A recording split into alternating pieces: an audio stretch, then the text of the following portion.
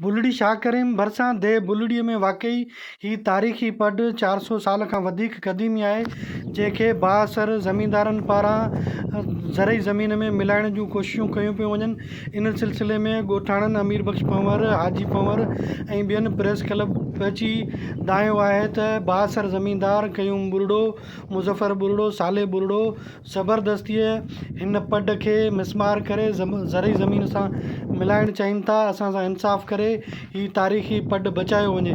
इन सिलसिले में हुननि बुलड़ी शाह करीम थाणे ते रिपोर्ट पिणु कई आहे ऐं DSP बुलड़ी शाह करीम ऐं SHO बुलड़ी शाह करीम खे शिकायत पिणु कई आहे।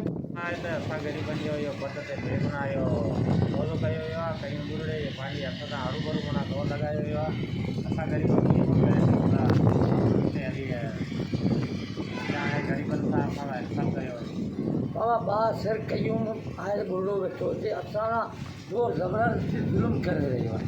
सरकारी क़दीमी पड आहे, 400 साल अॻे पुराणो पड आहे, लिखियल आहियूं।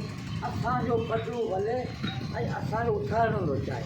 इन ते असीं जेको आया आहियूं छा कयूं कयो वञे त बाबा असां इंसाफ़ कयो वञे।